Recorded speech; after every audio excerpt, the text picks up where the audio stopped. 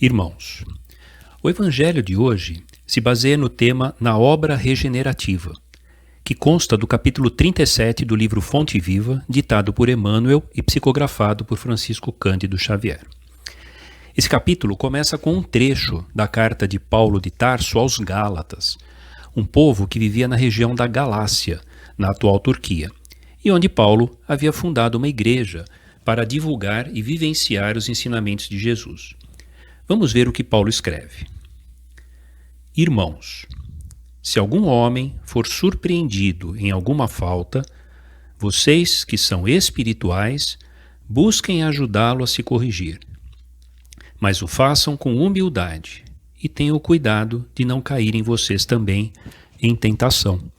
Isso está na carta aos Gálatas, no capítulo 6, versículo 1.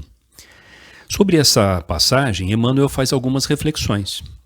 Então ele diz assim: se buscamos orientar o irmão perdido nos labirintos do erro, mas o fazemos com cólera, nada mais faremos do que despertar a sua ira contra nós mesmos, deixando-nos um aviso muito claro de que tudo o que fizermos pelos nossos irmãos deve ser feito com amor, nunca com nenhum sentimento negativo, porque todos os sentimentos negativos, como a cólera, a ira, que nós jogarmos para o universo, retornará para nós. Ele continua: se o golpearmos, ele certamente revidará com golpes. Se buscarmos destacar as suas falhas, ele também poderá destacar os nossos erros. Se dizemos a ele que sofra o mesmo mal que causou aos outros, apenas aumentaremos o mal ao nosso redor. Por outro lado, se aplaudimos a sua conduta errônea, estaremos também aprovando o crime. E, finalmente, se permanecermos indiferentes, estaremos contribuindo para manter a perturbação causada pelo erro do nosso irmão. Então nós podemos nos perguntar como devemos agir diante do erro de nosso irmão. Não podemos nos omitir, mas temos que cuidar para agirmos com humildade e em especial com fraternidade e solidariedade. Então Emmanuel nos explica. Ele diz assim: tratemos o erro do semelhante com a mesma intenção de alguém que deseja afastar de um amigo o sofrimento causado por uma doença. Somente assim estaremos concretizando a obra da regeneração. Para auxiliar um companheiro mergulhado em suas próprias sombras interiores, lembremos que não é aconselhável nem a condenação e nem o elogio.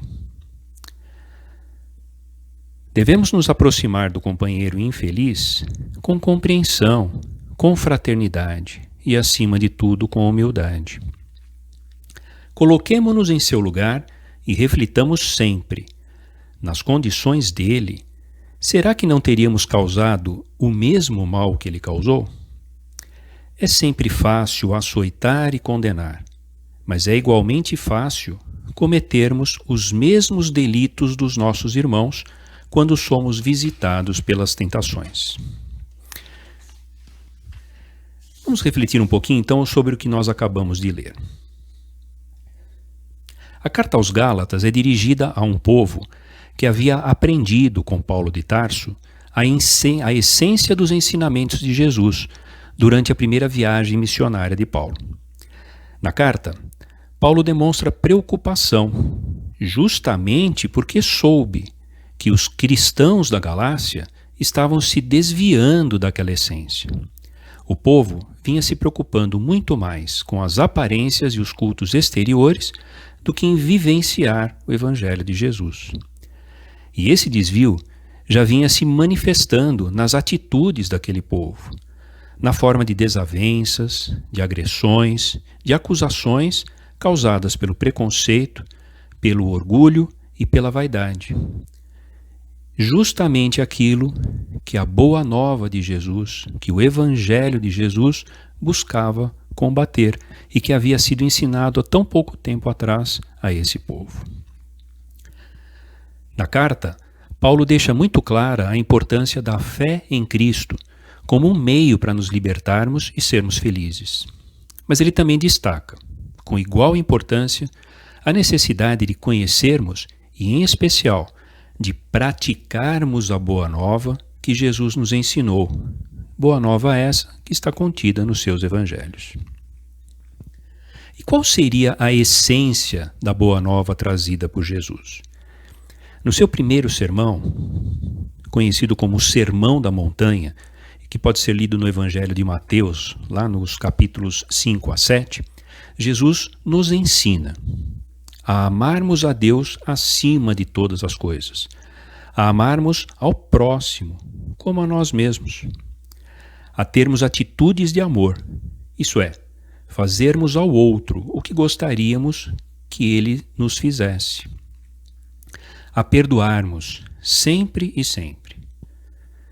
Nos ensinava a sermos humildes, a sermos misericordiosos, a sermos brandos e pacíficos. E, em especial, nos ensina a amarmos aos nossos adversários e inimigos, respeitando-os e não lhes desejando nenhum mal. Ou seja, Jesus nos ensina com muita clareza que devemos pagar o mal que nos fazem com o bem. Não devemos nos revoltar contra alguém que nos faça mal, mas devemos compreender a esse irmão como alguém que falha tanto quanto nós podemos falhar e que deve receber de nós não o mal, mas sim o nosso carinho, o nosso respeito. Não desejamos a ele o mal, desejemos o bem. As lições ensinadas por Jesus são muito simples e claras, irmãos. Jesus nos orienta a nos transformarmos, a nos tornarmos novos homens, isso é, nos tornarmos homens de bem, através da renovação dos nossos sentimentos, dos nossos pensamentos, das nossas palavras e das nossas atitudes, e também nos transformarmos através da prática do bem. O Evangelho segundo o Espiritismo e o Livro dos Espíritos reafirmam e completam esses ensinamentos. Por exemplo, no Evangelho segundo o Espiritismo, no capítulo 17, no item 3, nós temos uma passagem que descreve o homem de bem. E vamos ler um trechinho dessa passagem.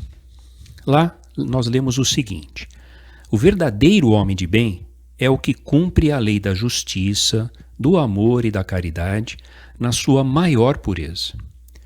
Ele se interroga a consciência todos os dias sobre os seus próprios atos e pergunta a si mesmo se violou essa lei do amor, da justiça e da caridade.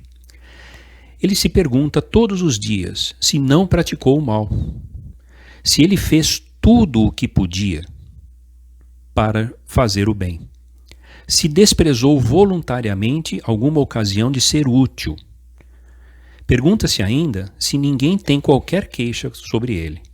Enfim, pergunta se fez a alguém tudo aquilo que desejava que lhe fizessem.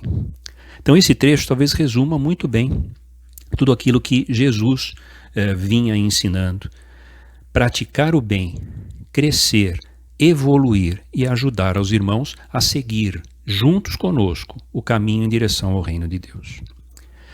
No Livro dos Espíritos, nós temos uma questão que é a questão número 642. Nessa questão, Kardec faz uma pergunta essencial para nós entendermos muito sobre o mal e o bem. Na pergunta 642, ele pergunta o seguinte: será suficiente não fazer o mal para sermos agradáveis a Deus e assegurarmos uma situação futura? E a resposta dos Espíritos é a seguinte: não basta apenas não fazer o mal. É preciso fazer o bem no limite das próprias forças, porque cada um responderá por todo o mal que tiver ocorrido, por causa do bem que deixou de fazer. Então nós percebemos, irmãos, que para sermos homens de bem não basta não fazer o mal. É necessário praticarmos todo o bem que pudermos, porque nós somos responsáveis, não somente pelo mal que causamos com as nossas ações, mas também pelo bem que deixamos de praticar. E agora eu vou pedir licença para vocês para contar uma história que talvez nos ajude a compreender melhor todas essas palavras e todos esses ensinamentos que nós discutimos hoje. A história é do livro Boa Nova, do seu capítulo 3. O livro Boa Nova foi escrito por Francisco Cândido Xavier, inspirado pelo espírito Humberto de Campos. E ele esse capítulo 3 se chama As Primeiras Pregações. Então, conta essa passagem que Jesus, nos primeiros dias dos anos 30, ou seja, no início da sua tarefa, né, um pouquinho antes de começar as suas pregações, viajou a Jerusalém. Ao chegar à cidade, ele permaneceu sentado por algum tempo, como se fosse um peregrino, perto do grande templo. E então ele foi notado por um grupo de sacerdotes. Alguns se afastaram sem maior interesse, mas Hanã, aquele que seria mais tarde o juiz das ações da causa de Jesus e que o condenaria ao fim da sua missão, perguntou a ele cheio de orgulho: Galileu, que faz na cidade? E Jesus respondeu: passo por Jerusalém, buscando edificar o reino de Deus. Irônico, Hanã disse a ele: reino de Deus? E o que você pensa que seja isso? E mais uma vez, modestamente, Jesus respondeu: esse reino é a obra divina no coração dos homens. Obra divina no coração dos homens? Nas suas mãos? Disse Hanã, com uma gargalhada de desprezo. E continuou irônico: com que recursos conta para levar avante essa difícil tarefa? Quais são os seus seguidores? Quais são os seus companheiros? Por acaso, conta com a ajuda de algum príncipe ilustre e desconhecido para ajudá-lo na execução desses seus planos? E aí Jesus diz assim: meus companheiros hão de chegar de todos os lugares. Hanã então observa: sim, os ignorantes e os tolos estão em toda a parte da terra. Certamente que esse representará o material da sua edificação. Você se propõe a realizar uma obra divina, mas já viu alguma estátua perfeita, modelada apenas com fragmentos de lama? E Jesus, serenamente, com a voz firme, responde: sacerdote, nenhum mármore é mais puro e mais belo do que o sentimento que floresce no coração dos homens, e nenhuma ferramenta é superior ao da boa vontade que ilumina as suas almas. Assim, irmãos, a boa nova de Cristo é pura, é simples, e para nos trazer a felicidade e a paz que Ele prometeu, só necessita de duas coisas: dos nossos bons sentimentos e da nossa boa vontade. Que possamos seguir adiante nessa nossa jornada, que sejamos sempre abençoados por Jesus e que a nossa boa vontade se demonstre hoje e sempre para seguirmos os seus caminhos. Que assim seja, irmãos. Graças a Deus.